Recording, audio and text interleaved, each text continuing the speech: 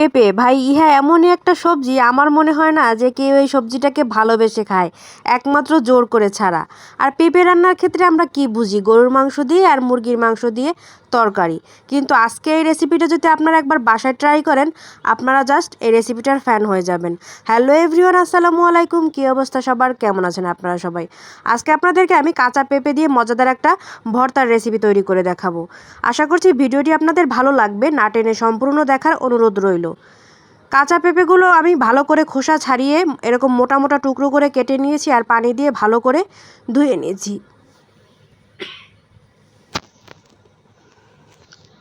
এখন আমি পেঁপেটাকে ভালো করে সেদ্ধ করে নিব। সেদ্ধ করার জন্য এখানে আমি বেশ খানিকটা পানিও দিয়েছি। এখন আমি ঢাকনা দিয়ে ঢেকে দিব।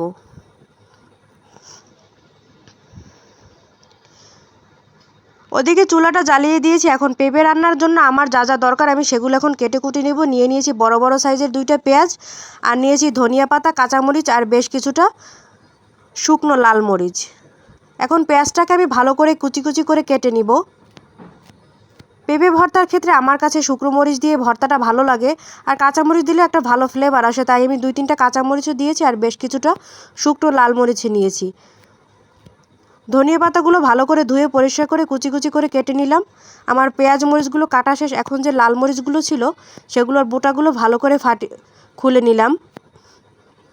এখন হাত দিয়ে এই মরিচগুলো টুকরো টুকরো করে ছিঁড়ে নিব।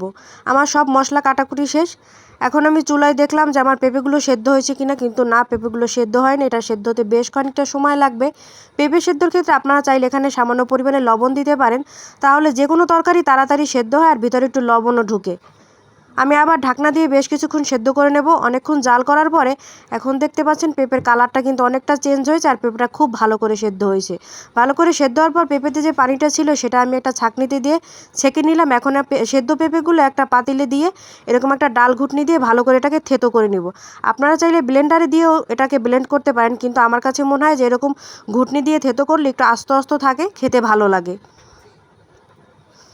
অনেকক্ষণ থেতো করার পর এখন এটাকে আমি একটা বাটিতে তুলে নিব। এ পর্যায়ে চলে যাচ্ছি মূল রান্নাতে। রান্নার জন্য চুলে একটা পাতিল বসিয়ে পাতিলটাকে ভালো করে গরম করে নিলাম। এ পর্যায়ে দিয়ে দিলাম সয়াবিন তেল বেশ খানিকটা, কুচি করে রাখা পেঁয়াজ, কাঁচামরিচ কুচি এবং 2টা শুকনো লাল মরিচ। এখন পেঁয়াজটাকে আমি ভালো করে বেরেস্তার মতন করে ভেজে নিব। অনেকক্ষণ পেঁয়াজটা ভাজার পরে আমি যে লাল মরিচগুলো টুকরো টুকরো করে রেখেছিলাম সেগুলো গরম তেলের ভিতরে দিয়ে দিলাম। এখন আমি এই পেঁয়াজ মরিচগুলোকে ভালো করে ভাজবো।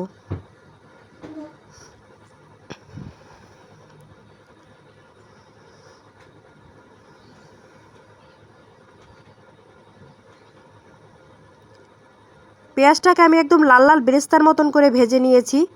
এ পর্যায়ে আমি যে সেদ্ধ করে রাখা পেঁপেটা ঘুটে রেখেছিলাম সেগুলো এখন গরম তেলের ভিতরে ছেড়ে দিব।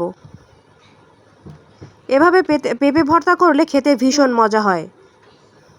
আর পেঁপে ভর্তার ক্ষেত্রে পেঁয়াজের পরিমাণটা, তেলের পরিমাণটা একটু বেশি দিতে হয়। আর পেঁয়াজটা যদি লাল লাল করে বেরেস্তার মতন ভাজা হয় তাহলে ভর্তাটা দেখতেও সুন্দর হয় আর খেতেও মজা হয়। এ পর্যায়ে দিয়ে দিলাম সামান্য পরিমাণে লবণ আর দিয়ে দিব সামান্য পরিমাণে হলুদের গুঁড়া। লবণ আর হলুদের গুঁড়া দেওয়ার পর আমি এখন পেঁপেটাকে ভালো করে তেলের ভিতরে নাড়াচাড়া করে জাল করে নিব। পেঁপে ভর্তাটার ক্ষেত্রে আপনার পেঁপেটা যতক্ষণ সময় নিয়ে জাল করতে পারবেন তত ভালো লাগবে খেতে এটা, আর সুন্দর একটা ঘ্রাণও আসবে।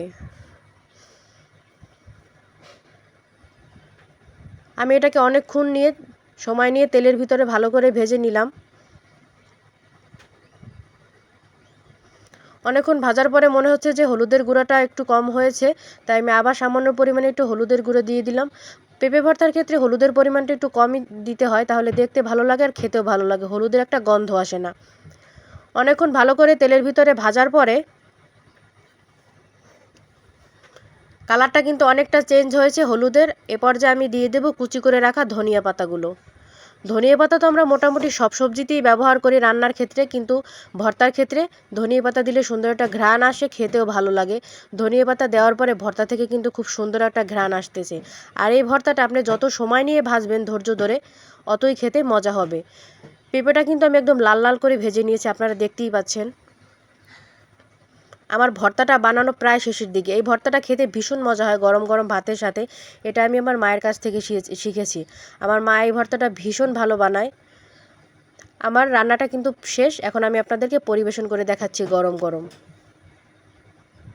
এই ভর্তাটা কিন্তু আপনারা রুটি পরোটার সাথেও খেতে পারবেন, আবার গরম গরম খেতে পারবেন। ভিডিওটি ভালো লাগলে লাইক কমেন্ট শেয়ার করবেন। আল্লাহ হাফেজ।